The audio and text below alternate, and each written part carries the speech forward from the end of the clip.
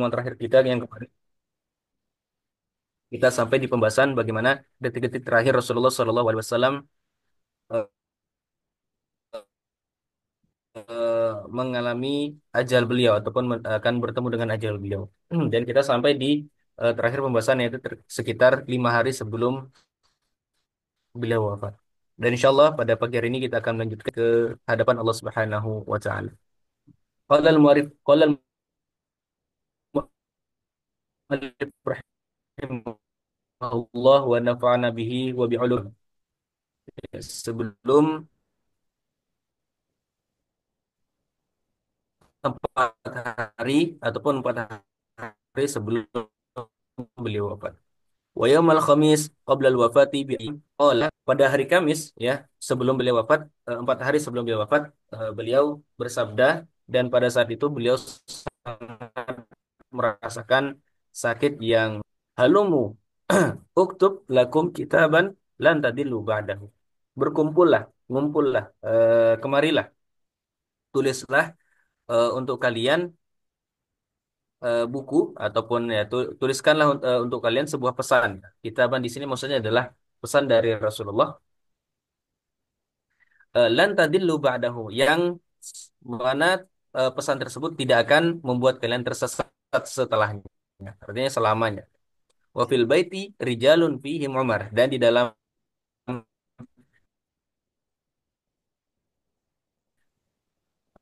rumah Rasulullah pada saat itu juga ada Umar. Faqala Umar, maka Umar bin Khattab berkata, qad ghalaba alaihi sakit yang telah diderita oleh Rasulullah SAW itu telah mengganggu kesadaran beliau. Wa indakum al-Qur'an, hasbukum kitabullah. Dan di sisi kalian itu sudah ada Al-Qur'an, maka sudah cukup bagi kalian eh, kitabullah ataupun Al-Qur'an. Maksudnya adalah bahwasanya di sini Umar bin Khattab mengingatkan bahwasanya ya, Rasulullah menyuruh mengumpul ini ya kemungkinan besar ya beliau sedang mengigau atau mungkin tidak sadarkan diri kan ataupun ya sedang pikirannya tidak eh, ya artinya dalam pemikiran beliau ya tidak sadar secara keseluruhan karena rasa sakit yang beliau derita sehingga pada saat itu faktalah ahlul bait wa eh, wa waqtasamu dan terjadi perselisihan dan juga pertengkaran di dalam rumah Rasulullah SAW. Faminhum man yaqul di antara mereka ada yang mengatakan qaribu yaktubu lakum Rasulullah SAW. Mendekatlah kalian kepada Rasulullah agar beliau memberikan pesan yang beliau sampaikan. Wa minhum man yaqulu maqala Umar dan di antara mereka ada juga yang berpendapat seperti Umar. Maksudnya ya nggak usah ngumpul ini Rasulullah memang sedang sakit sehingga tidak sadarkan diri secara sepenuhnya gitu bahwasanya yang dimaksud dengan apa namanya pesan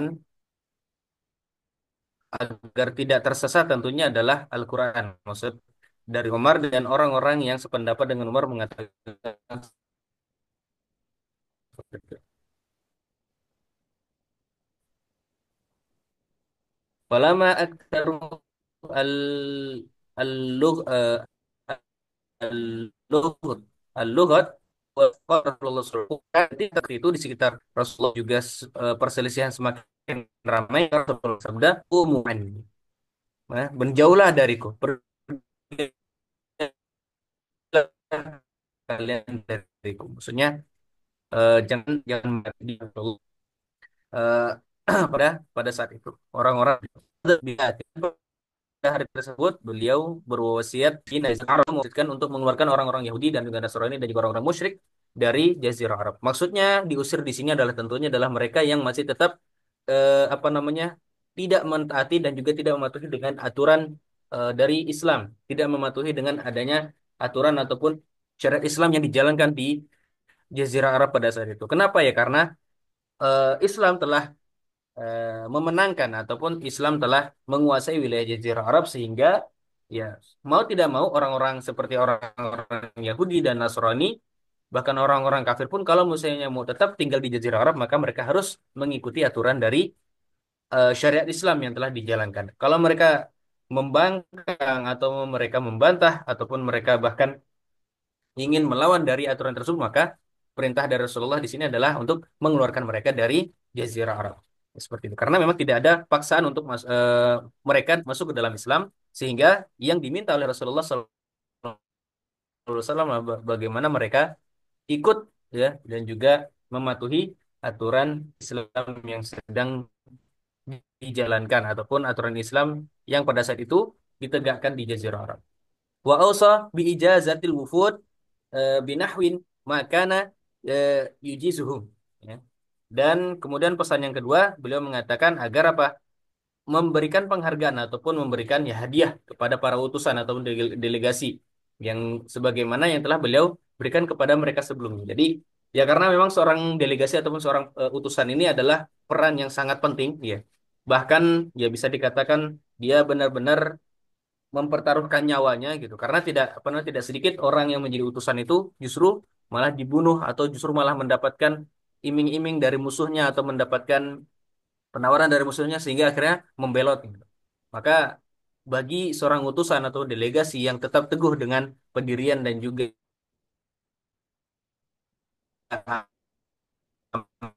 amanah yang dibawanya maka jadi wasiat Rasulullah untuk para para sahabat. Amma asalis fanasiyahur rawi. Adapun yang ketiga perawi ataupun ya penulis atau juga perawi dalam sirah Nabawi ini lupa wala'alahu al-wasiyah bil i'tisam bil kitab was sunnah.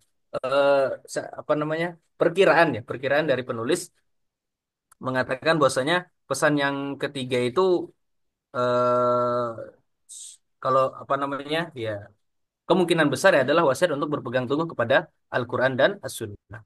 Au tanfidu jeshi Usamah ataupun pengiriman tentara Usamah ya, ataupun au hiya as-salatu wa ma malakat aimanukum atau pesannya itu terkait dengan sabda beliau yaitu jagalah sholat dan juga budak-budak kalian. Maksudnya budak-budak kalian di sini adalah ajari mereka ya dan juga ajak mereka untuk tetap menegakkan sholat dan perintahkan mereka untuk menegakkan sholat dan ya udrubu ya idribu dan pukullah mereka apabila mereka tidak mau melaksanakan sholat umur.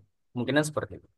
Wa Nabi sallallahu alaihi wasallam ma'a ma kana bihi min syiddatil marad kana yusalli bin nasi jami'u salawatihi hatta dzalikal yaum.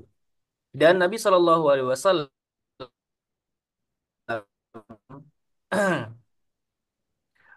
walaupun ya beliau bersama dengan rasa penyakitnya yang begitu keras ya begitu parah karena yusalli bin nasi jami'as salawatihi. Namun beliau tetap berusaha semaksimal mungkin untuk melaksanakan ya eh, beliau untuk tetap melaksanakan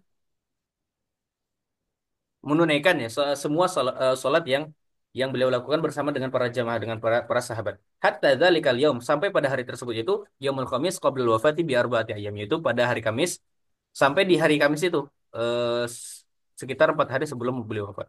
Wa qad shalla bin nasi dzalikal yaum salatal maghrib dan pada hari tersebut hari Kamis itu beliau salat maghrib bersama dengan para sahabat yang lain. Wa qara'a fiha bil mursalati urfa dan pada hari dan pada sholat maghrib tersebut beliau membaca surah Al-Mursalat. Wa indal isya zada taqilal marad dan ketika masuk waktu isya sakit beliau justru semakin semakin parah. Ya. Bihaitsu lam yastati' al-khuruj ilal masjid. Bahkan sampai membuat beliau tidak bisa keluar dari keluar menuju masjid. Qalat Aisyah Aisyah radhiyallahu anha berkata, faqala Nabi sallallahu alaihi wasallam maka Nabi Shallallahu Alaihi Wasallam pun bertanya, Asolan nas, apakah orang-orang sudah sholat? Qulna, maka kami menjawab, La ya Rasulullah. Tidak, wahai Rasulullah. Wahum yang tadirunak. Mereka menunggumu. Qala, maka beliau bersabda, Da'u li ma ma'an fil mikhdab. Ya. Letakkan bagiku air yang berada di dalam bejana ataupun di dalam tempat. Maka beliau meminta untuk dihadirkan tempat didirikan air di dalam tempat ya, atau bejana. Fa fa'alna maka kemudian kami pun melakukannya. Fa salah maka beliau pun mandi. Fa dhahaba liya liyan wa'a fa uhmiya alaihi. Ya. Dan kemudian beliau bangkit ya. Ketika beliau hendak akan bangkit ataupun ketika beliau ingin berdiri untuk bangkit, maka beliau kembali pingsan. Tsumma afaqa dan kemudian sadar kembali, faqal dan bertanya lagi, asallan nas, apakah orang-orang sudah sholat? waqa'a thaniyan wa thalithan ma waqa'a fil marratil ula min al-ittisali thumma al-igma hinama arada an yanawwa. Eh, Bahkan hal tersebut terjadi sampai 2 sampai 3 kali, ya. Seperti yang pertama yaitu apa? Beliau sadar, kemudian beliau meminta apa namanya? Beliau mandi, ya berusaha untuk mandi. Ketika beliau berusaha bangun, tumbang lagi, ya, pingsan lagi. Kemudian sadar lagi, ya kemudian bertanya lagi, terus berusaha untuk bangkit lagi dan seterusnya. Sampai 2 sampai 3 kali yang diceritakan oleh Aisyah radhiyallahu anha. Farsala ila Abi Bakar an yusalliya bin nas. Maka kemudian beliau memerintahkan agar Abu Bakar menjadi menjadi imam, ya, pada saat itu. Fasalla Abu Bakar tilkal ayyam. Maka pada hari tersebut, ya, Abu Bakar radhiyallahu anhu pun memulai sholat bersama para sahabat, artinya menjadi imam bagi mereka. Eh sab'at asyar salatan, ya. Sab'a asyrata salatan. Ya, jadi sebanyak 17 kali Abu Bakar radhiyallahu anhu menjadi imam fi hayatihi sallallahu alaihi wasallam ketika Rasulullah sallallahu alaihi wasallam hidup ataupun ketika masa hidupnya Rasulullah. Jadi selama Rasulullah sallallahu alaihi wasallam hidup, ya, Abu Bakar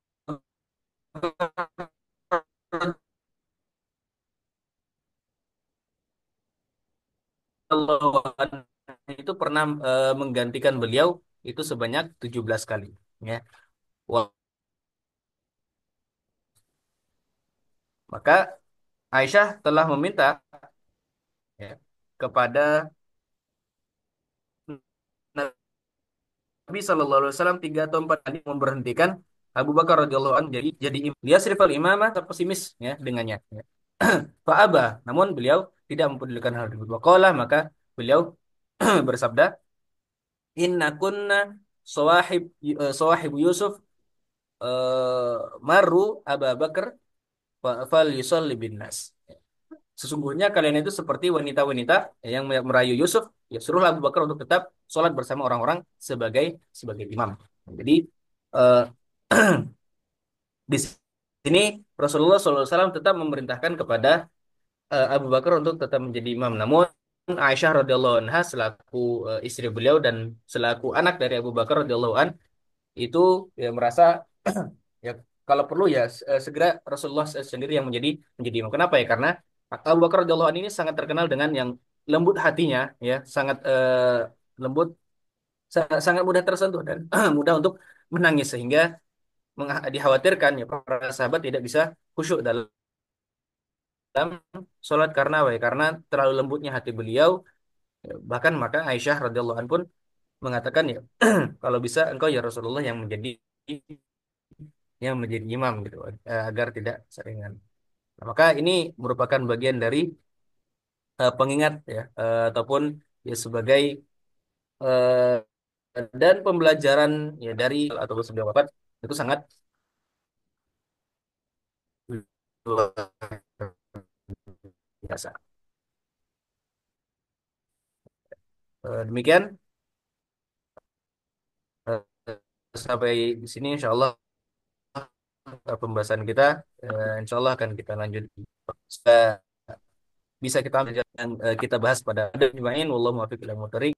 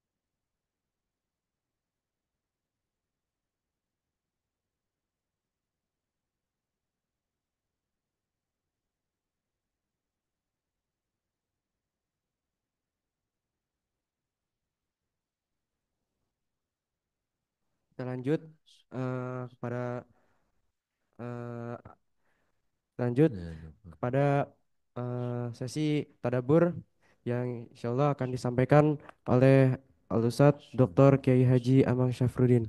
Kepadanya waktu dan tempat kami persilahkan.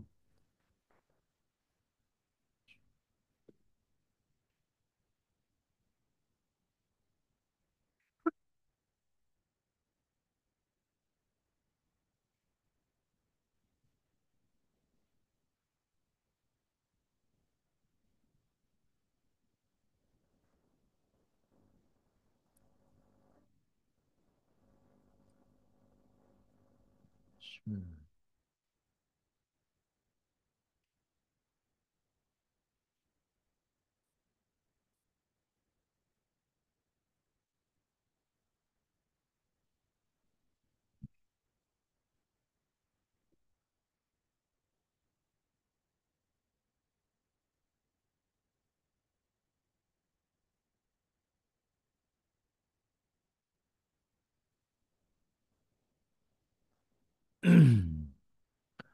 Assalamualaikum warahmatullahi wabarakatuh.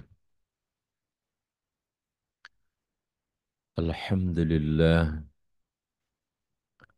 alhamdulillahilladzi anzala ala abdihil kitab wa lam yaj'al lahu iwaja qayyiman liyadhra ba'san shadida min ladunhu yubashshiral mu'minina alladhina ya'maluna as-salihati anna lahum ajran hasana makithina fihi abada.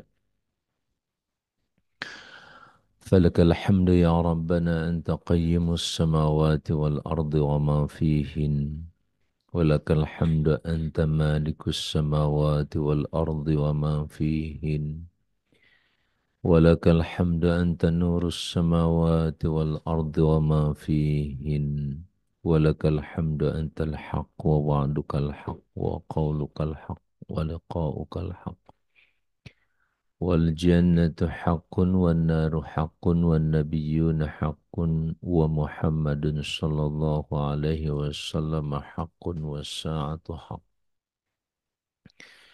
فلك يا ربنا أسلمنا وبك آمنا وعليك توكلنا وبك خاصمنا وإليك حاكمنا فاغفر لنا. فاغفر لنا يا رب ولوالدينا وارحمهم كما ربونا صغارا، واغفر لنا وأزواجنا وأولادنا وذرياتنا وطلابنا وطالباتنا وإخواتنا وأخواتنا ولجميع أمة محمد صلى الله عليه وسلم. فاغفر لنا ما قدمنا وما أخرنا وما أسررنا وما أعلنا وما أنت أعلم به منا، أنت المقدم وأنت المؤخر، لا إله إلا أنت سبحانك إني كنت من الظالمين. ربنا ظلمنا أنفسنا وإن لم تغفر لنا وترحمنا لنكونن من الخاسرين. نسألك اللهم يا ربنا بأننا نشهد أنك أنت الله لا إله إلا أنت الواحد الأحد الصمد الذي لم يلد ولم يولد ولم يكن له كفوا أحد. كما نشهد أن محمدا صلى الله عليه وسلم نبيك ورسولك. نسألك اللهم يا ربنا بأننا عبادك أبناء عبادك وبنات عبادك، أبناء وبنات عبادك وإيمائك، نواصينا بيدك، ماض فينا حكمك، عدل فينا قضاؤك. نسألك اللهم يا ربنا بكل اسم هو لك سميت به نفسك أو أنزلته في كتابك أو علمته أحدا من خلقك أو استأثرت به في علم الغيب عندك أن تجعل القرآن ربيع قلوبنا ونور صدورنا وذهاب أحزاننا وجلاء همومنا وغمومنا. فارحمنا يا رب بالقرآن واجعله لنا إماما ونورا وهدى ورحمة. وذكرنا يا رب منهما نسينا وعلمنا منهما جهلنا وارزقنا تلاوته وتدبره وتطبيقه والدعوة إليه وحفظه آناء الليل وآناء النهار واجعله حجة لنا لا حجة علينا يا أرحم الراحمين كما جعلته شفيعا لنا يا رب. وصل اللهم على سيدنا وحبيبنا وشفيعنا ومولانا محمد النبي الأمي وعلى آله وصحبه وسلم تسليما عدد ما أحاط به علمك وخاط به قلمك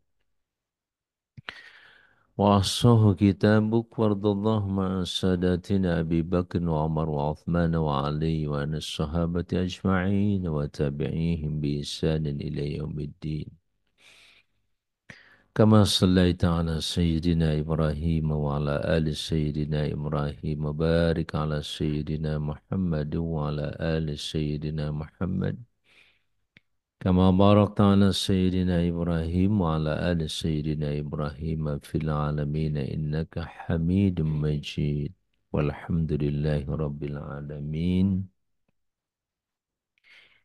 عباد الله أوصي نفسي وإياكم بتقوى الله فقد فاز المتقون. قال الله عز وجل أعوذ بالله من الشيطان الرجيم يا أيها الذين آمنوا اتقوا الله حق تقاته ولا تموتن إلا وأنتم مسلمون. صدق الله العظيم. Rutinitas kita di pagi hari seperti ini, terutama di hari Jumu'ah, adalah rutinitas yang penuh dengan keberkahan Allah Azza wa Jalla. Sebagaimana doa Rasulnya Muhammad sallallahu alaihi wasallam, Allahumma barik li ummati fi bukuriha. Ya Allah, berkahi umatku di pagi harinya. Inilah keberkahan yang kita nikmati. Mulai dari menghirup udara yang begitu segar, yang Allah sudah sediakan buat kita. Semalam suntuk Allah mengolah udara. Yudabbirul amr minas sama. Bagian dari Allah mengatur seluruh urusan. Wa kulla yawmin huwa fi sya'in. Bahkan di setiap hari dia ada dalam kesibukan yang tentu saja tidak melelahkan karena Allah Maha segalanya. Hamba-hamba Allah, keberkahan selanjutnya adalah kita menikmati hidangan yang sering saya sampaikan, kalimat ma'dubatullah. Ma'dubah. Ma'dubah merupakan hidangan yang terdiri dari adab. Asal kata dari adab etika. Sopan santun sebagaimana yang disajikan oleh Allah dalam surah An-Nur ini. Surah An-Nur yang luar biasa mendapatkan konsen dan perhatian khusus dari Nabi Shallallahu Alaihi Wasallam serta para sahabatnya untuk diajarkan kepada keluarga kita khususnya kaum wanita. Untuk apa? Supaya kaum wanita tahu tentang hak dan kewajibannya. Ada hak-hak yang mereka dapatkan dari Allah. Hak di mana mereka berhak mendapatkannya dari Allah Azza wa Jalla. Di samping kewajiban-kewajiban, kalau bicara kaum wanita, tentu bicara tentang kaum pria juga. Kenapa? Karena tidak ada satupun di antara kita yang lahir kecuali dari rahim seorang perempuan. Maka hukum yang berlaku selama tidak ada pengkhususan untuk laki maupun perempuan, maka berlaku untuk secara umum. Berlaku buat laki-laki maupun untuk kaum perempuan. Bagaimana tadi misalkan kita meminta izin masuk ke suatu tempat atau ruangan orang tua kita. Nah, seluruhnya merupakan cahaya Allah. Inilah nurullah. Ya, yang pada ayat sebelumnya kita nikmati bagaimana Allah menyatakan Allahu nurus samawati wal ard. Allah adalah cahaya seluruh langit dan bumi. Allah adalah yang menerangi seluruh langit dan bumi. Tentu saja langit merupakan ciptaan Allah yang begitu besar, begitu agung, jauh lebih dahsyat dibandingkan dengan bumi. Ya, tidak setitik dari lautan. Sekali lagi, tidak setetes dari lautan. Ibarat bumi dan seluruh langit. Tetapi sekali lagi dalam Quran selalu disebut yang namanya langit dan bumi. Hampir sering dibersamakan. Artinya apa? Sebegitu pentingnya bumi sampai disejajarkan dengan langit. Apa yang menjadi rahasia bumi itu begitu diagungkan Allah Azza wa Jalla, Kamila? Apa rahasianya? Apa sih keagungan bumi itu? Hmm? Sampai sekali lagi bumi ini kerap kali disebut bersamaan dengan langit, kemuliaannya. Ya, padahal kalau saya katakan tadi, secara fisik langit itu jauh lebih luas, lebih dahsyat, lebih luar biasa dibandingkan dengan bumi. Apalagi kalau bicara tentang lapisan-lapisan langit pertama, kedua, ketiga, keempat, yang dihuni oleh para nabi dan para rasulullah serta para malaikat yang Allah tugaskan. Jadi kalau secara fisik Bapak Ibu sekalian, bumi itu nggak ada seberapanya. Saya katakan tadi tidak sampai setetes air lautan. Langit itu katakanlah lautan, sementara bumi hanya setetes. Kalau hanya setetes untuk bumi, terus manusianya segede apa tuh Kamil? Sekali lagi Ustadz bertanya kepada kalian, apa rantisi? Rahasia kenapa si bumi itu begitu Allah perhatikan, Allah agungkan, Allah muliakan sejajar dengan langit. Hmm? Halo, Bapak Ibu sekalian yang di TikTok maupun yang di Zoom boleh berkontribusi. Apa sih rahasianya? Sederhana sekali tetapi mendasar. Apa itu? Ada manusia. Apa?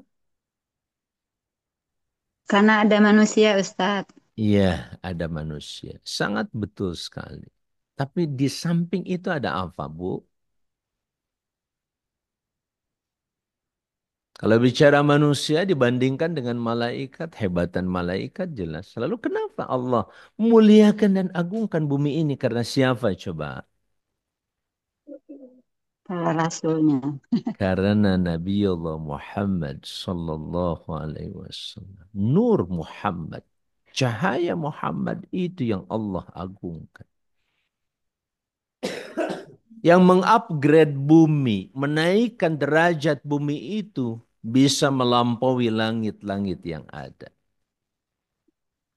Karena keagungan Rasulnya Muhammad sallallahu alaihi wasallam.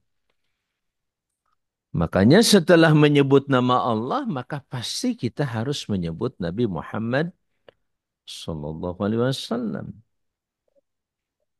Dua kalimat syahadat menegaskan pada kita pentingnya menyatakan kesaksian kita bahwa tidak ada Tuhan kecuali Allah. Dan sesudah itu bahwa Muhammad adalah utusan Allah. Dan selalu dibersamakan.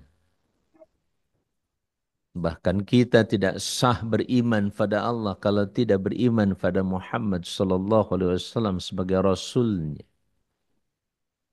Allahu akbar walillahil hamd. Untuk itulah masyarakat muslimin Bagaimana kita mengagungkan beliau tercinta? Allah berikan jalan yang sangat mudah. Inna Allah wa malaikatahu yusalluna 'alan nabi. Ya ayyuhalladzina amanu sallu alaihi wa sallimu taslima. Allah tidak pernah mempersulit hambanya. Bahkan berbangga kita, bahagia kita ini punya Nabi Muhammad sallallahu alaihi wasallam sebagai suri tauladan anak-anakku sekalian. Maka kerap Ustaz sampaikan bersalawatlah kepadanya sebanyak mungkin terutama di hari Jumu'ah ini. Allahumma salli ala Sayyidina Muhammad wa ala ali Sayyidina Muhammad kama sallaita ala Sayyidina Ibrahim wa ala ali Sayyidina Ibrahim wa barik ala Sayyidina Muhammad wa ala ali Sayyidina Muhammad kama barakta ala Sayyidina Ibrahim wa ala ali Sayyidina Ibrahim fil alamin innaka Hamidum Majid. Selingi, bukan selingi, bahkan Bapak Ibu sekalian, sepanjang kita hidup, sepanjang kita melek, sepanjang kita ngaji, sallu ala Nabi. Bersalawatlah terus kalian kepada Nabi sallallahu alaihi wasallam. Hamizan, baca salawat. Sebanyak-banyaknya sepanjang kamu sedang ngaji begini nih, aura, baca salawat. Wa, baca salawat. Ayo, jangan ditunda. Dalam hatimu diucapkan pun boleh, tapi tidak usah keras. Allahumma salli ala Sayyidina Muhammad wa ala alihi wasallam. Sallu ala Nabi. Allahumma salli ala Sayyidina Muhammad wa ala ali Sayyidina Muhammad kama sallaita ala Sayyidina Ibrahim wa ala ali Sayyidina Ibrahim fil alamin innaka Hamidum Majid.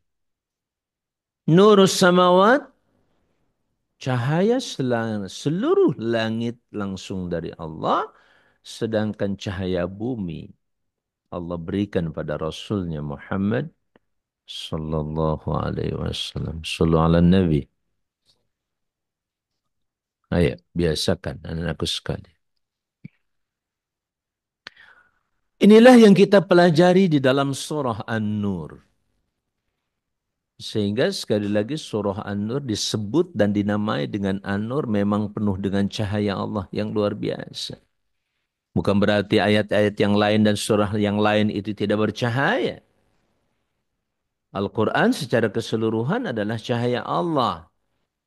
Tapi jauh lebih kuat cahaya ini berada di dalam surah An-Nur. Masya Allah.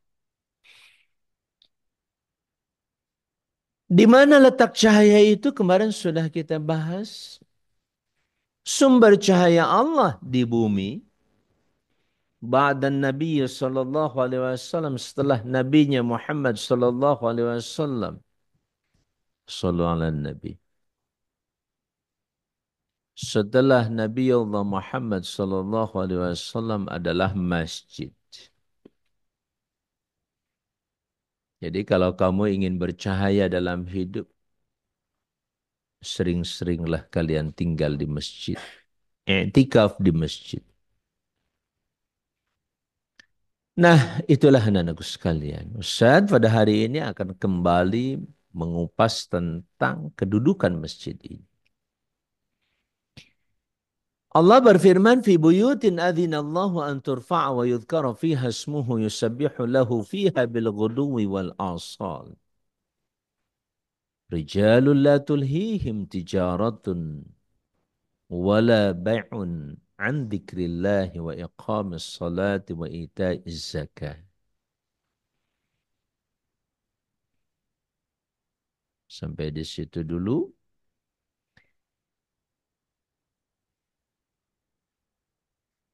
Perlu saya tayangkan, Bapak Ibu sekalian. Tayangkan ya. Dan ini ke depannya insya Allah saya mohon dari musyrif atau musyrifah yang nanti membacakan tafsir Al-Qurtubi. Ya, terkait dengan hukum-hukum yang terdapat di dalamnya. Nanti tolong bersamaan dengan saya ayatnya. Misalkan hari ini kita baca ayat yang tadi, nanti ada yang membacakan secara khusus tafsir Al-Qurtubinya. Ya, sebagai penambahan wawasan dan pengetahuan buat kita insya Allah.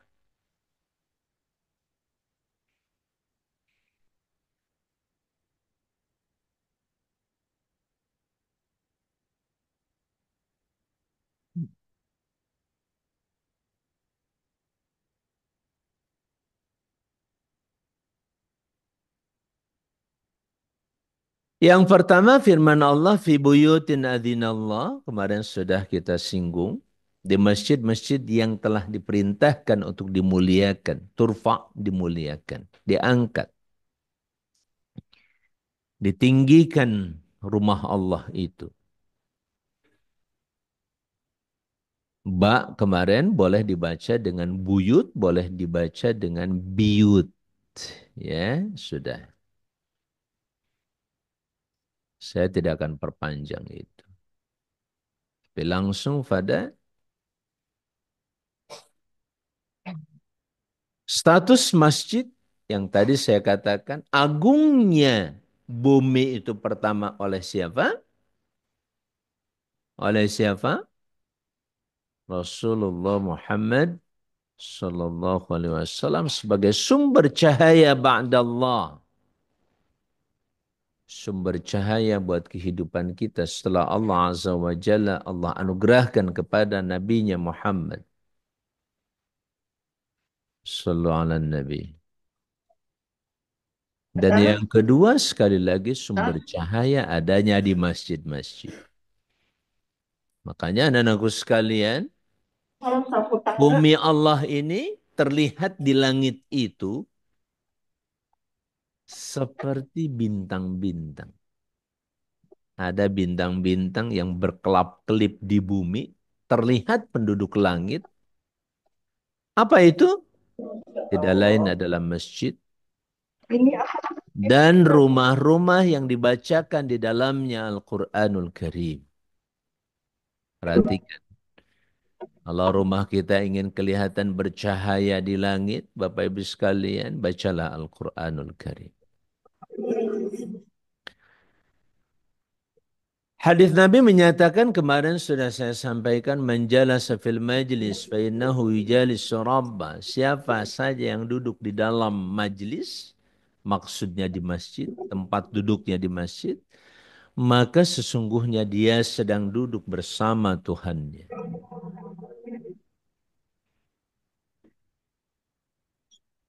Ibnu Al-Anbari berkata, jika fi berhubungan dengan yusabbihu atau rijalun dibaca rafa, rijalun, maka akan dianggap baik bila melakukan waqaf.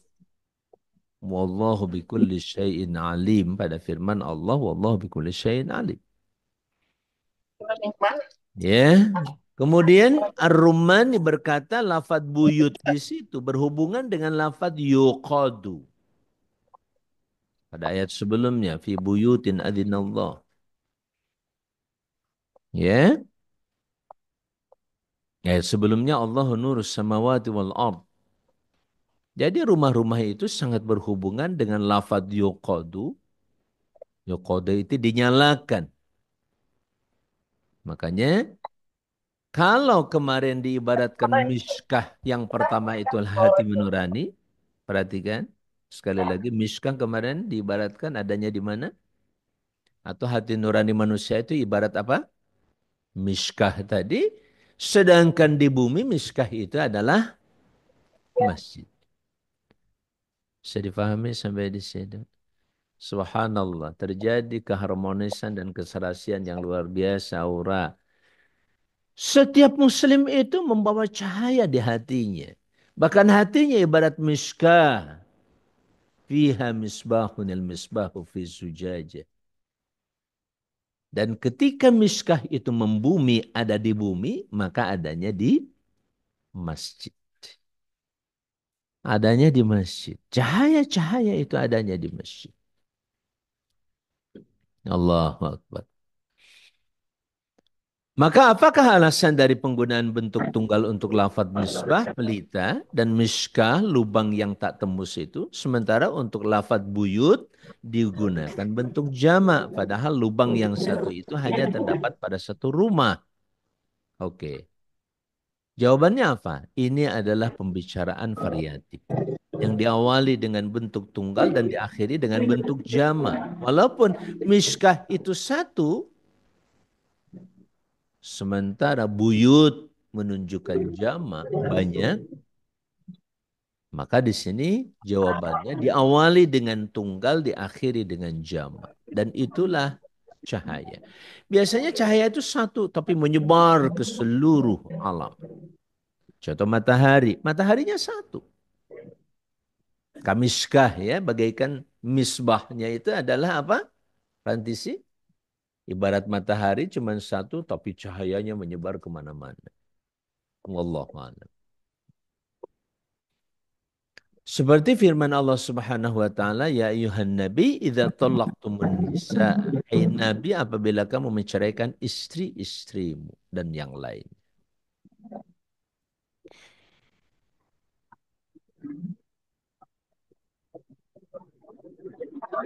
Menurut pendapat lain firman Allah taala, wa ja'ala al-qamara fihinna nura wa ja'ala syamsa siraja. Allah telah menjadikan bulan fihinna di langit-langit itu nuron sebagai cahaya wa ja'ala syamsa siraja.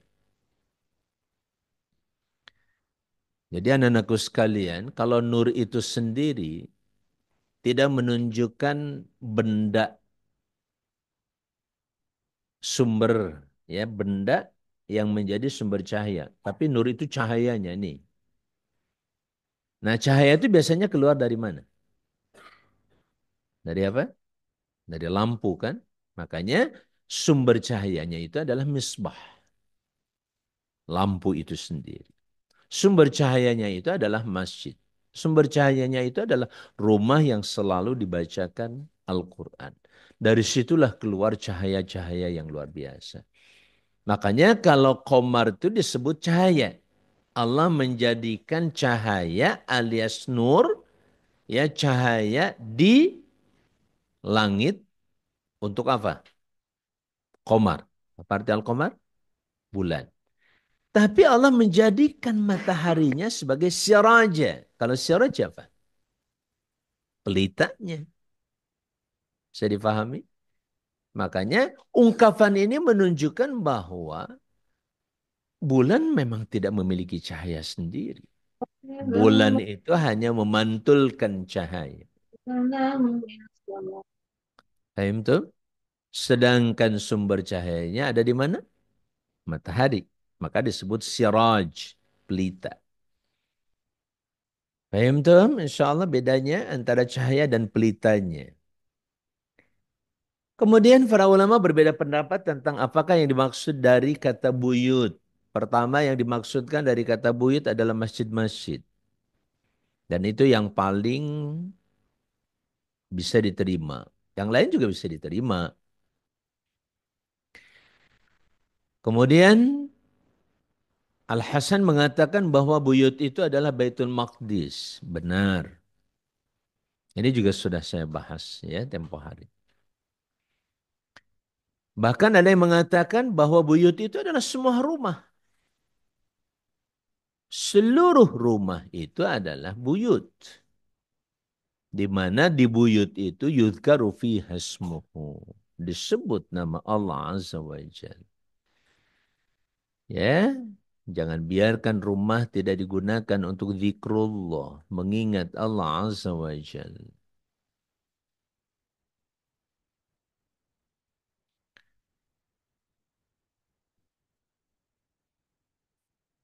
Kemudian lafaz turfa bermakna dibangun, diangkat, dinaikkan, ditinggikan. Ini juga sudah sesuai dengan hadis Nabi Shallallahu Alaihi Wasallam yang berbunyi man bana masjidan min malihi banallahu lahu baitan fil jannah. Siapa saja yang membangun masjid dengan hartanya, maka Allah akan membangun rumah untuknya di surga. Allahu Akbar. Ya, jadi kalau ada proyek pembangunan masjid segera kita terlibat di dalamnya karena dengan apapun yang bisa kita punya, walaupun hanya 2.000 rupiah, masukkan, nggak apa-apa. Karena Allah nggak ngelihat jumlahnya, yang Allah lihat ketulusan dan keikhlasan kita dulu. Inna Allah la yanzuru ila suwarikum wala ila ajsamikum. Allah itu enggak menilai kita, melihat kita dari sisi penampilan kita suar, gambar kita, penampilan kita. Tidak pula melihat tubuh kita. Ya, tubuhnya cantik atau tidak, ganteng atau tidak. Allah enggak lihat itu semuanya. Walakin yanzuru ila qulubikum. Yang Allah lihat tuh hati kalian dan amal perbuatan kalian. Dan itu sangat objektif, sangat jujur. Sangat-sangat sekali lagi objektif. Ya, nggak bisa dimanipulasi dengan yang lain-lain. Pakai baju keren, nggak bisa. Allah tetap melihat hatinya dan amal perbuatan kita insya Allah. Kemudian sedapat mungkin anak-anakku sekalian hadits berikutnya annal masjida la yanzawi minan najasa kama yanzawil jildu minan nar. Sesungguhnya masjid itu harus benar-benar dijauhkan dari najis. Yazid, ya, bersihkan masjid itu sebersih-bersihnya. Jangan ada kotoran. Ainul. Ya, barang siapa yang mengeluarkan kotoran dari masjid, maka Allah akan membangun rumah untuknya di surga. Subhanallah. Ya, perhatikan. Akhwat di atas masjid bukan? Jaga ya. Jangan berantakan. Selalu perhatikan. Rapi, bersih. Bersih dulu terus rapi. Ini berantakan kemarin Ustaz ke atas. Berantakan di mana-mana. Hah? Sini juga sering berantakan. Tolong mulai hari ini perhatikan masjid. Anak-anakku sekalian, bagian dari adab, membentuk karakter, perhatikan rumah Allah. Ini yang harus ada di benak pikiran kita bahwa masjid itu rumah Allah, nah, bukan rumah siapa-siapa. Masjid itu merupakan rumah Allah, jaga semuanya, kerafihan, coba lihat tuh. Buku-buku selalu ada yang merapihkan. Dan tidak boleh mengandalkan teman sahabatnya. Biarin nanti teman saya yang rapihin. Jangan. Justru kesempatan kamu berlomba kebaikan. Sekali lagi, Fadli, jangan mengandalkan orang lain. Kalau kamu lihat masjid tidak rapi, kamu yang rapihkan. Fahimtum semuanya? Atullah, fahimta? Lihat masjid tidak rapi, segera dirapihkan. Masjid kotor, segera dibersihkan. Masjid banyak sampah, sekecil apapun. Cuman satu noda putih saja, Hanin. Ambil noda putih itu, kemudian masukkan ke kantong kamu, simpan. Nanti dibuangkan.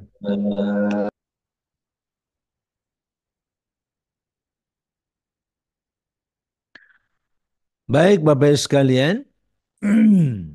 Namun di satu sisi yang lain, dalam konteks mensucikan masjid itu juga kita membersihkan masjid itu dari segala bentuk niat yang tidak baik. Niat yang sangat duniawi. Contoh apa? Membangun masjid buat berbangga-banggaan. Bagus masjidnya, rapi, luar biasa. Tapi di hati yang membangunnya, tuh lihat masjid gua cakep banget kan. Apa itu masjid di sebelah? Kumuh kayak begitu. Kalau niatnya berbangga-banggaan itu yang Rasulullah Shallallahu Alaihi Wasallam tidak sukai. Makanya Nabi mengatakan la taqumus sa'atu hatta tatabahan nasu fil masajid. Sampai-sampai dihubungkan dengan urusan kiamat. Kiamat tidak akan terjadi hingga manusia saling berlomba-lomba dalam membangun masjid. Itu dasarnya yatabaha. Yatabaha itu berbangga-bangga. Saya lebih cocok mengartikannya hingga manusia saling berbangga-banggaan dalam membangun masjid. Jadi bukan berlomba-lomba. Kalau lomba-lomba nggak ada masalah. Tetapi kalau berbangga-banggaan. Oh lihat dong, Masjid Al-Qudwah dong lihat. Keren banget.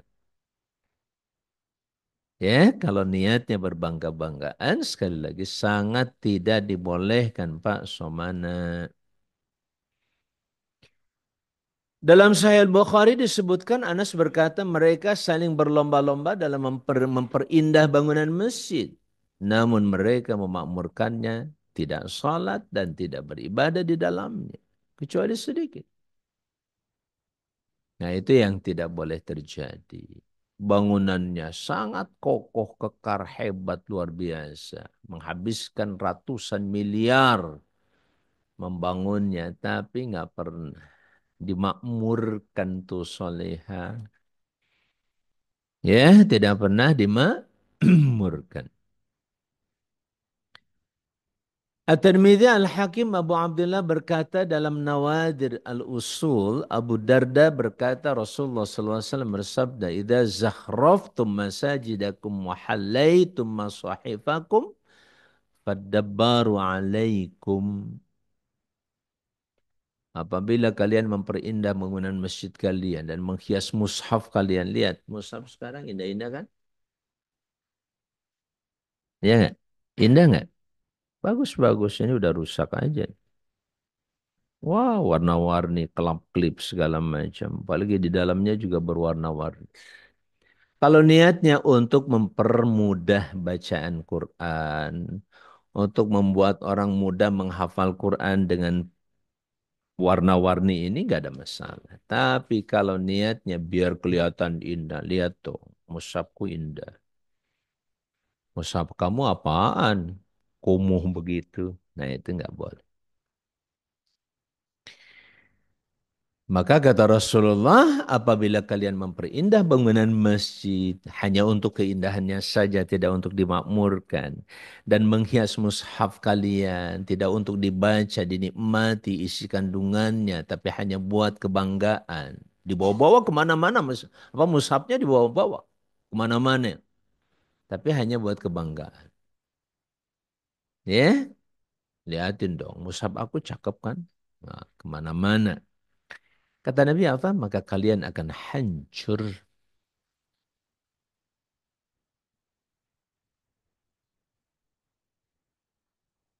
Nah, kalau kita menghias masjid itu untuk mengagungkan masjid, memuliakan sehingga kesan masjid itu luar biasa indah, tidak ada masalah. Nah, disitulah perbedaan antara niat dengan fakta. Niat dengan amal. Perbuatan kita dan aku sekalian.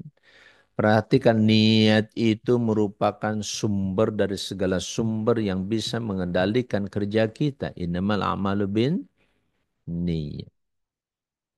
Nah, tentu saja nanti amalnya pun harus sesuai dengan syariat Islami. Diriwayatkan dari Umar bin Abdul Aziz bahwa ia mengukir masjid Nabi Muhammad SAW. Kalau kamu melihat tuh masuk ke Masjid Nabawi atau Masjid Al-Haram, itu sekarang indah-indah banget. Nah itu tidak termasuk menghias masjid sekedar untuk keindahan.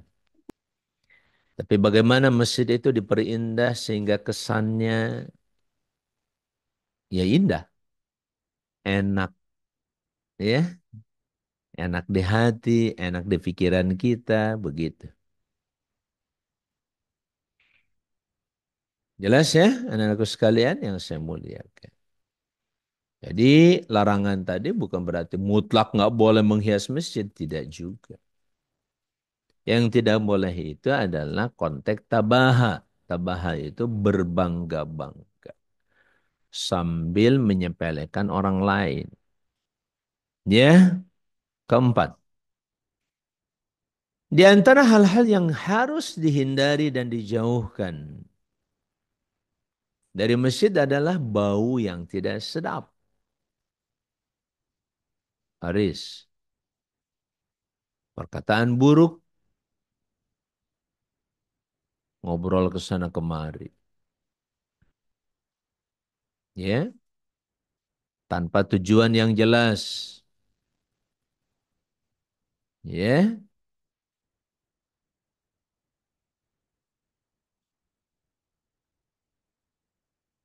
sampai-sampai kalau kita makan saja, kalau makanan itu mengandung bau, jangan ke masjid dulu.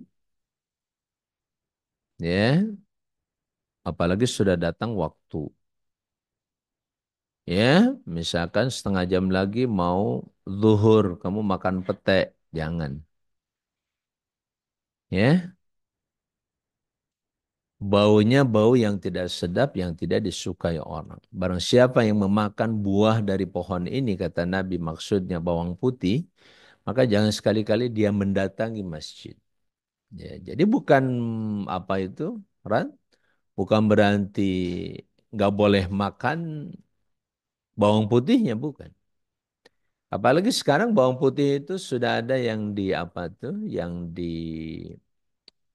difermentasi, warnanya hitam, dan itu jadi bagus kualitasnya.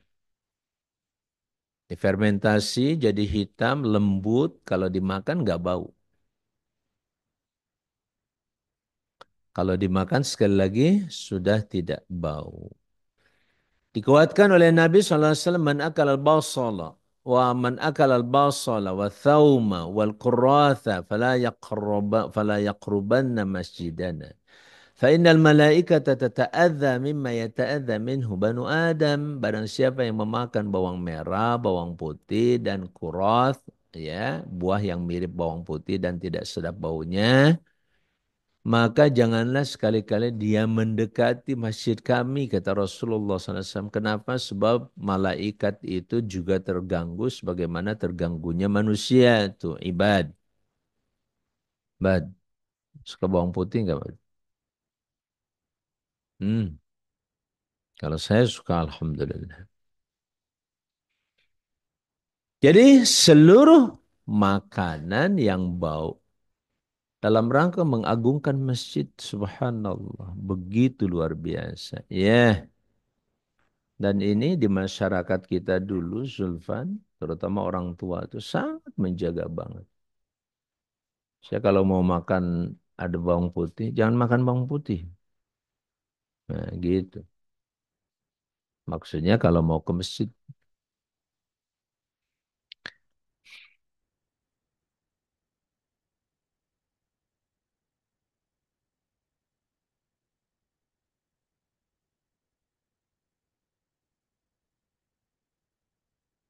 Nah, kalau bicara tentang bawang putih yang bau itu saja mencegah kita dari masjid, jangan dekat-dekat ke masjid, apalagi omongan yang kotor.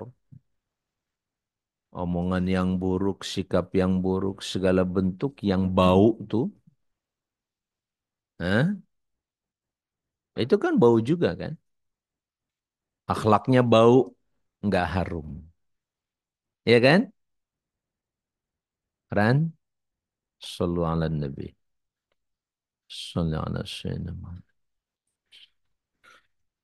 Pada saat, jadi kalau dikiaskan, sekali lagi dikiaskan apa artinya?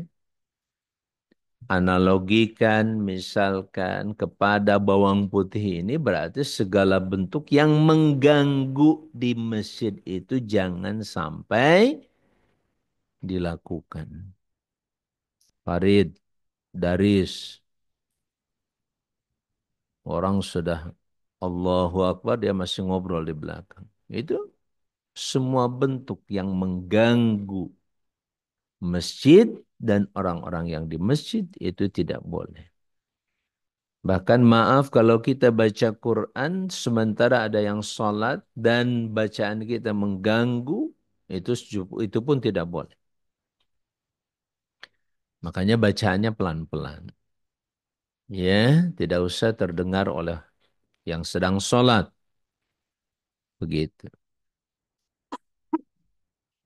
Jadi para ulama berkata, apabila alasan dari pengusiran orang itu dari masjid adalah karena dia mengganggu orang lain, maka kias menyatakan bahwa setiap orang yang mengganggu tetangganya di masjid dengan lidah tajamnya atau mengeluarkan bau tak sedap yang selalu melekat padanya karena dia tidak mengurus tubuhnya. Perhatikan, bau badan pun usahakan jangan sampai terjadi. Bau badan itu harus dibersihkan. Jadi sebelum masuk masjid, bila perlu mandi dulu. Ya, atau mempunyai penyakit yang mengganggu orang lain seperti kusta dan lainnya, atau memiliki hal-hal yang dapat mengganggu manusia, maka mereka berhak untuk mengeluarkannya.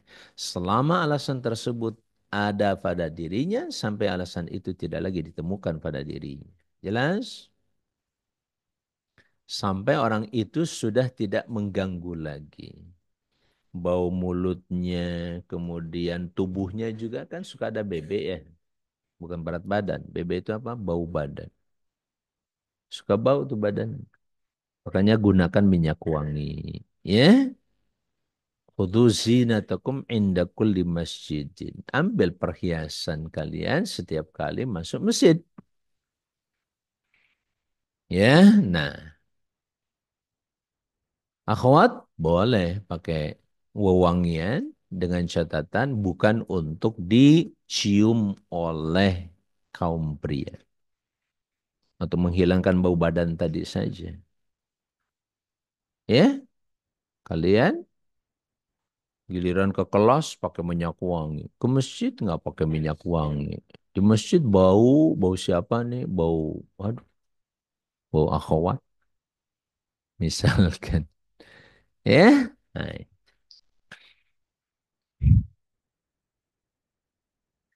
Abu Umar bin Abdul Bar berkata, aku pernah menyaksikan guru kami Abu Umar Ahmad bin Abdul Malik bin Hisham berfatwa tentang seorang lelaki yang dikeluhkan tetangganya.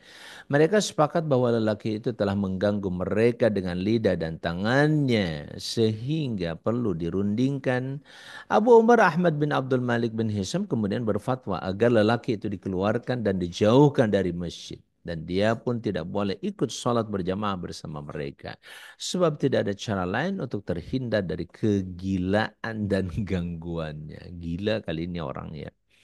Suatu hari aku berdiskusi dengannya tentang lelaki itu dan aku pun memintanya untuk mengemukakan dalil atas fatwanya. Dia kemudian mengemukakan hadis tentang bawang putih. Dia berkata, istinbatnya, kesimpulan dia apa? Menurutku, gangguan dengan lidah itu lebih besar daripada gangguan bau setelah memakan bawang putih. Jadi kalau bau bawang putih saja sudah tidak boleh mendekati masjid, apalagi bau-bau yang lain. Termasuk bau mulut yang kotor tuh ngomongnya. Itu juga akan bau.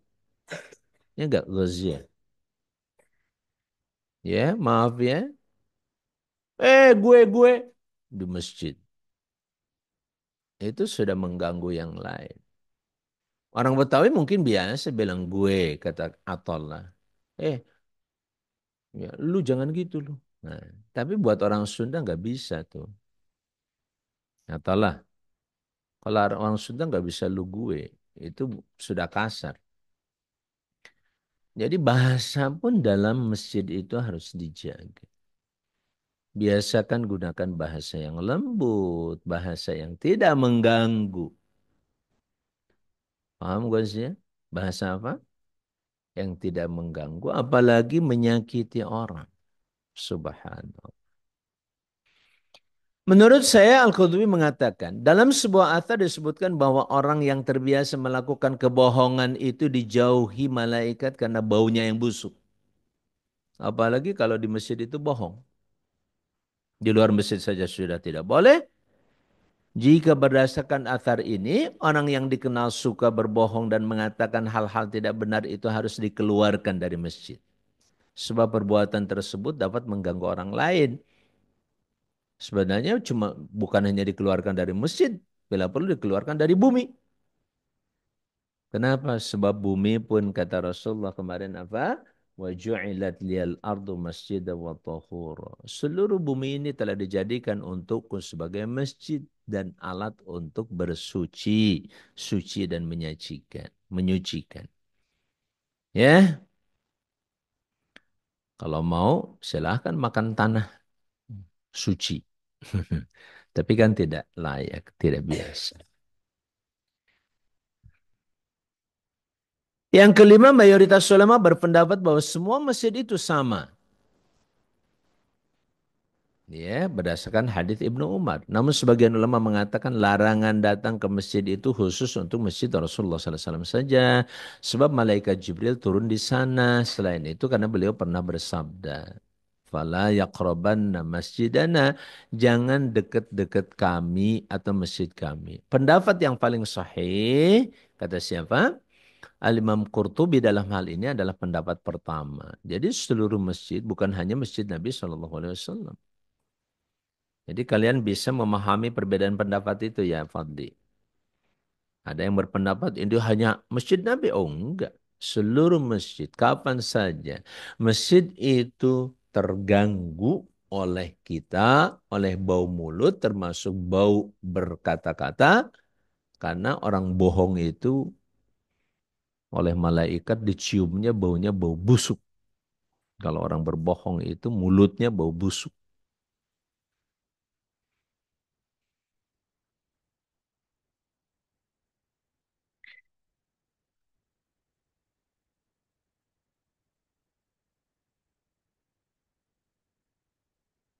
Ats-Tsalabi meriwayatkan dalam sanadnya dari Anas bin Malik. Dia berkata Rasulullah SAW bersabda, Allah akan mendatangkan masjid-masjid pada hari kiamat.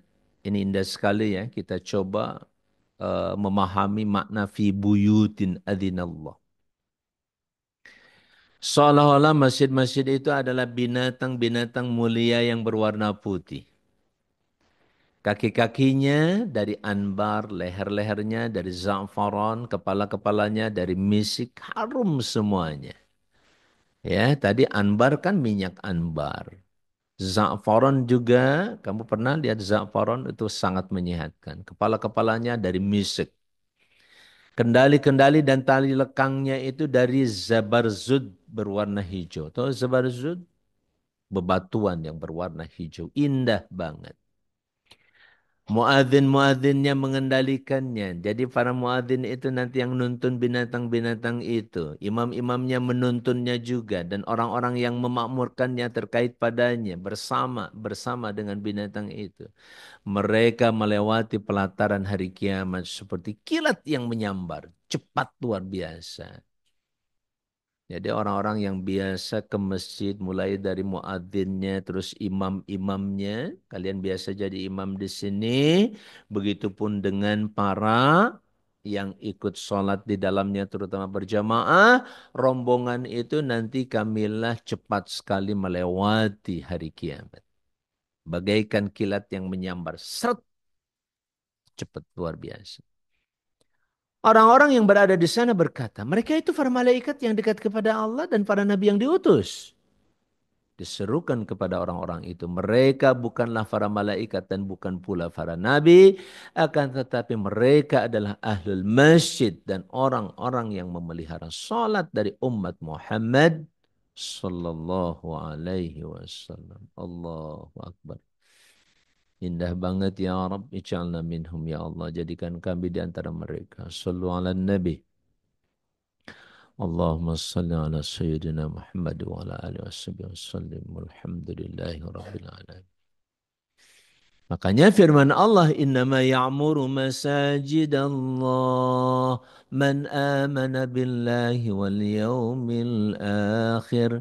Hanyalah yang memakmurkan masjid-masjid Allah itu hanyalah orang beriman kepada Allah dan hari akhir. Orang tidak beriman pada Allah dan hari akhir tidak bakal bisa mereka memakmurkan masjid. Dikuatkan kembali atau dijelaskan dalam hadis Nabi yang saya sudah sampaikan. Idza ra'aitumur rajula ya'tadul masjida fashhadu lahu bil iman. Apabila kau lihat ada orang yang membiasakan diri ke masjid. Daripada di kamar, di kobong, di kelas itu ngelamun, nggak jelas ngomong ngalor ngidur, aku ke masjid aja. Gitu, Riz. Masuk masjid, baca Quran, sholat, atau itikaf, terdiam di masjid.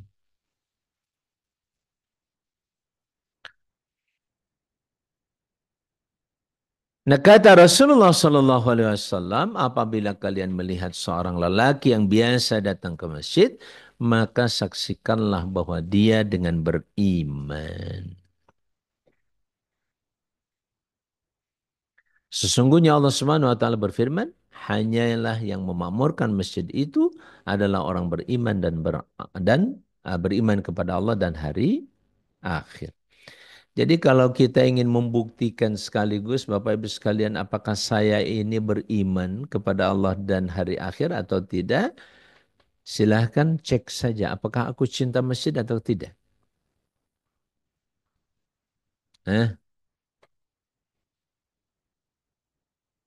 Farid, jangan tidur. Nih, di belakang kamu. Asik sekali tidur. Ya, kita sedang ceramah tidur. Itu namanya tidak beradab. Tahu? Ayo, simak dengan baik. Sallu ala Nabi.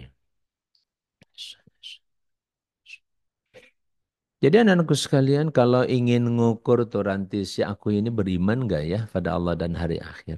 Lihat aja. Seberapa cintamu pada masjid.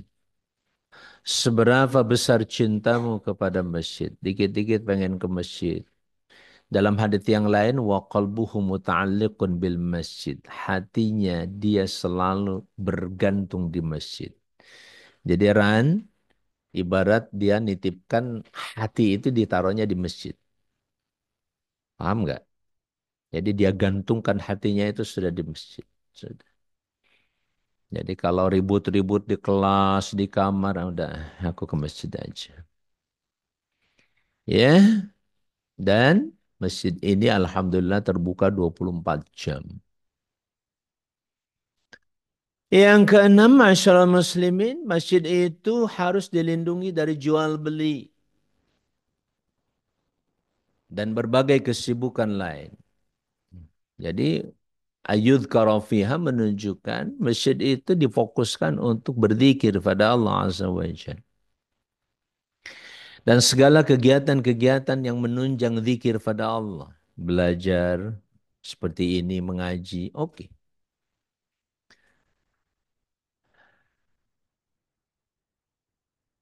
Berdasarkan sabda Rasulullah kepada seseorang laki-laki yang mengajak untuk mencari unta merah. Mencari unta merahnya di masjid. Maka kata Nabi, la wajadta innama bunyatil masajidu lima bunyat lahu. Tidak. Semoga engkau tidak akan menemukan untamu itu. Karena masjid ini dibangun untuk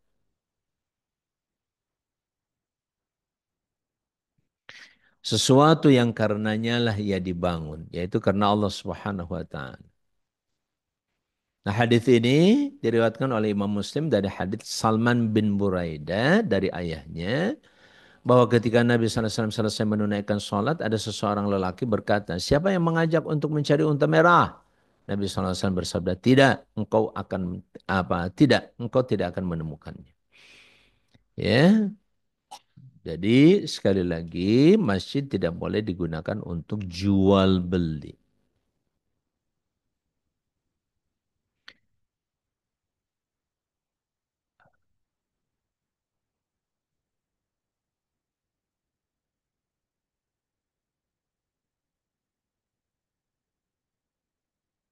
Namun kita lihat sebagaimana dalam satu riwayat Rasulullah Shallallahu Alaihi Wasallam sedang berada di masjid bersama para sahabat tentu saja. Anas mengatakan kami sedang berada di masjid bersama Rasulullah Shallallahu Alaihi Wasallam. Tiba-tiba datanglah seorang Arab Badui. Tahu Arab Baduy? Dari kampung banget, nggak ngerti tentang akhlak. Etika nggak tahu. Lalu dia berdiri dan buang air kecil di masjid. Para sahabat marah. Mah, mah, ya, hei, hei. Gitulah kira-kira. Beliau bersabda, lihat, Nabi begitu lembutnya dan mengatakan, janganlah kalian memotong buang air kecilnya. Biarkan dia. Karena kalau lagi pipis, kemudian dilarang itu kan susah juga nahannya. Ya kan? Nah, Nabi biar, kata Nabi SAW, biarkan dulu dia. Ya, maka para sahabat pun membiarkannya hingga dia selesai. Setelah itu Rasulullah SAW memanggilnya. Baru dia memanggil sahabat tadi yang kencing tadi. Kata Nabi, sesungguhnya masjid ini tidak pantas untuk sesuatu yang berupa buang air kecil dan buang kotoran. Masjid itu hanya untuk berzikir kepada Allah, menunaikan sholat dan membaca Al-Quranul Karim. Ya, akhirnya orang tersebut tahu. Sementara para sahabat diperintahkan untuk menyiramkan air ke, kalau dulu kan nggak kayak ubin kita sekarang kan pakai pakai keramik, kalau dulu masih tanah. Termasuk Nabi, apa Masjid Nabi Muhammad SAW itu masih tanah. Makanya kalau pipis itu nyerap ke bawah. Makanya cukup dituangkan di atasnya air bersih, maka dia sudah menghilangkan pipis. Kalau sekarang ya kan pakai karpet, pakai karpetnya aja yang dicuci. Ya, nggak usah semuanya dicuci, tempat yang kotornya aja. Nah, maka sabda Nabi SAW kepada Muawiyah bin Al-Hakam As-Sulami, beliau mengatakan, Inna hadhil masajid la yasluhu fiha syai'un min kalamin nas, innama huwa tasbih wa takbir wa qiraatul Qur'an. Sesungguhnya masjid ini tidak pantas untuk sesuatu yang berupa obrolan-obrolan yang tidak perlu. Sesungguhnya ia adalah untuk bertasbih, bertakbir, dan membaca Al-Quranul Karim. Ya, seperti itu anak-anakku sekalian. Etika dan bagaimana tata cara kita memuliakan dan mengagungkan masjid, atau bagaimana fi buyutin adzinallahu an turfa'a fiha. Memuliakan, mengagungkan masjid itu seperti itu.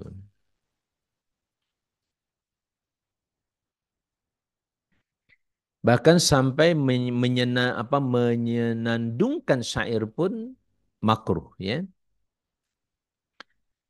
Melakukan jual beli di masjid, mencukur orang-orang pada hari Jumat sebelum sholat Jumat juga jangan di masjid.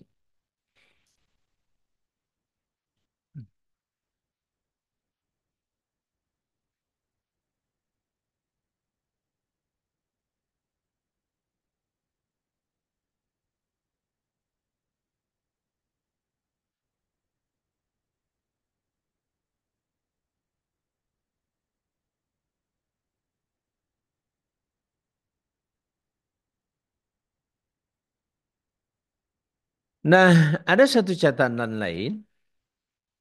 Menurut saya, kata Imam Qurtubi, sebagian sahabat kami menganggap makruh mengajari anak-anak di masjid.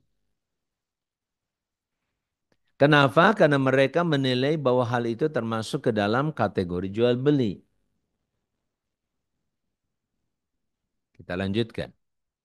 Ini jika pengajaran tersebut mendapatkan bayaran.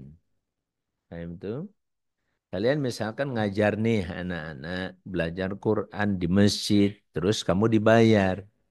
Nggak gede sih, cuma 5 ribuan per orang. Kalau ada 20 orang kan lumayan, dapat 100 ribu kan? Nah gitu.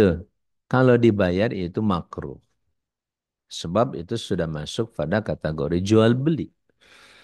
Subhanallah ya Bapak Ibu sekalian, begitu indah.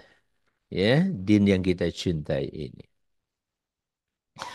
Tapi kalaupun tidak, mereka tetap melarangnya karena alasan yang lain, yaitu anak-anak itu tidak luput dari najis dan kotoran.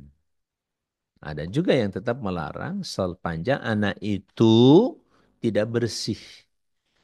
Makanya yang bagus sana itu dicek. Sebelum masuk itu jangan sampai dia kotor. Ya, nanti Fadli kalau ada anak-anak masuk tanya dulu. Kamu sudah wudhu belum? Sudah. Pipisnya gimana? Cebok nggak? Ya, kalau nggak cebok dia suruh cebok dulu. Bersihkan dulu baru boleh masuk masjid. Itu alasannya betapa masjid itu tempat yang disucikan betul. Makanya dikatakan tempat tersuci di muka bumi itu adalah masjid. Hal itu menyebabkan masjid menjadi tidak bersih. Sementara Rasulullah SAW telah memerintahkan untuk membersihkan dan menyucikannya. Beliau bersabda, "Jannibu masajidakum sibyanakum wa jannibu masajidakum sibyanukum wa majaninukum wa sulla suyufakum wa iqamata hududikum wa raf'a aswatikum wa khusumatikum wa ajmiruha fil juma' wa ja'alu ala abwabihal matahir." Hindarkanlah masjid kalian dari anak-anak kalian, orang-orang gila, hunuskan pedang kalian, pelaksanaan hukuman kalian. Jadi kalau ada misalkan ada kisos umpamanya. Nah, itu juga sedapat mungkin tidak di dalam masjid. Ya, kerasnya suara kalian dan perselisihan kalian. Coba di masjid jangan main keras-kerasan suaranya. Paham tuh? Oh, saya nggak di masjid, saya di tempat wudhu. Sama aja. Tempat wudhu itu kan bagian daripada masjid kita. Paham Akrom? Akrom tuh suka teriak-teriak. Iya. Betul nggak? Kayaknya enggak deh ya. Yang teriak-teriak siapa tuh? Ah, Daris. Riz. Sepakat tuh. Daris. Yang lain sepakat kamu yang suka teriak-teriak di masjid. Halo? Eh, jangan cemberut begitu. Harus berterima kasih pada teman-teman yang mengingatkan kamu. Wangikanlah ia pada hari Jumat. Jadi pada hari Jumat usahakan kalian punya minyak wangi. Bila perlu minyak wanginya taruh tuh di sana. Hah? Tiap masuk semprot. Dan taruhlah di pintunya sesuatu yang dapat menyucikan.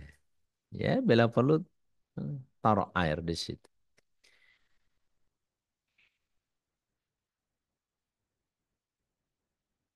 Namun hadis tersebut dhaif, walaupun dhaif tapi dikuatkan oleh hadis yang lain yang insya Allah tidak kalah kuatnya.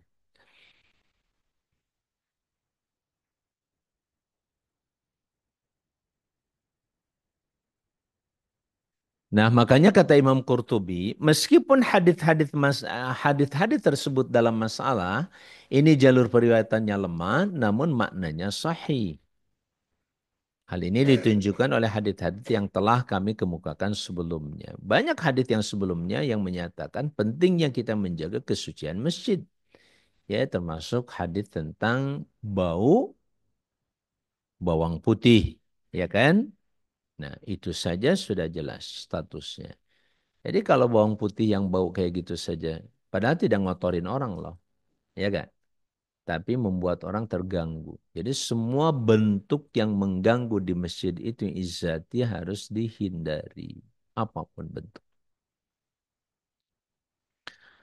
Nah, tentang membacakan syair di masjid masih diperselisihkan. Ada yang melarangnya secara mutlak, ada yang membolehkannya secara mutlak. Nah, saya lihat aja syairnya. Kalau syairnya tidak berlebihan, syairnya juga baik. Syairnya yang mendorong untuk mencintai masjid, mencintai Allah dan Rasulnya, maka silahkan. Tapi kalau syairnya syair umum, menggambarkan tentang sesuatu yang umum-umum saja ya dikurangi atau ditinggalkan saja. Nah, saya kira itu sudah jam 7.30. Semoga bermanfaat. Khusus hari ini saya mengangkat kembali tentang pentingnya kita memiliki dan menjaga etika di masjid, terutama bagaimana kita mengagungkan dan memuliakan masjid-masjid Allah Subhanahu wa taala itu. Hadanallahu ikum ajma'in. Wallahu muwaffiq ila aqwamit thariq. Sallu ala nabi.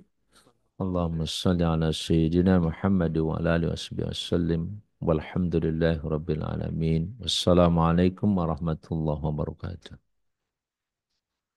Waalaikumsalam warahmatullahi wabarakatuh.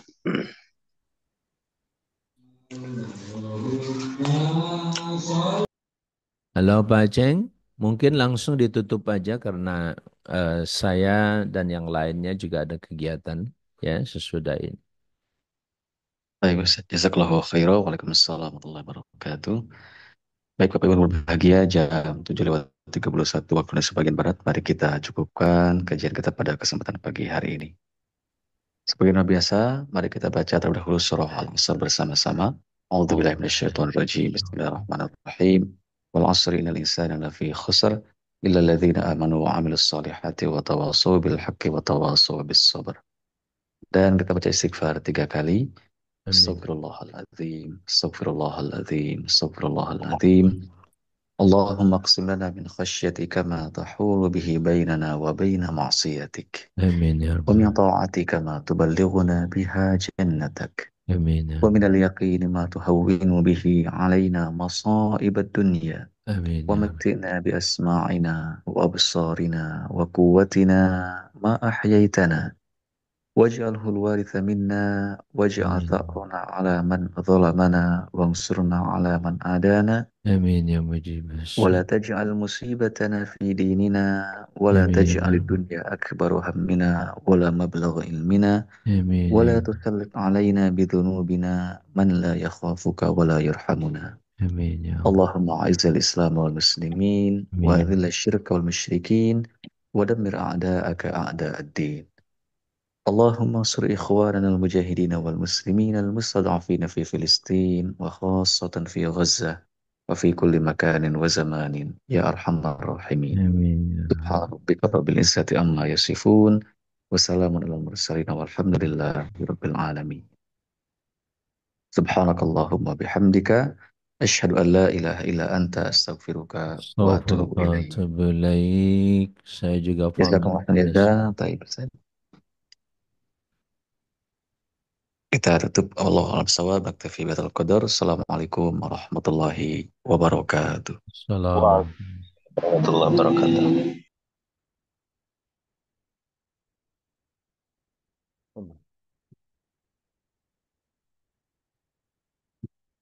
Saya pamit pada semua. Assalamualaikum.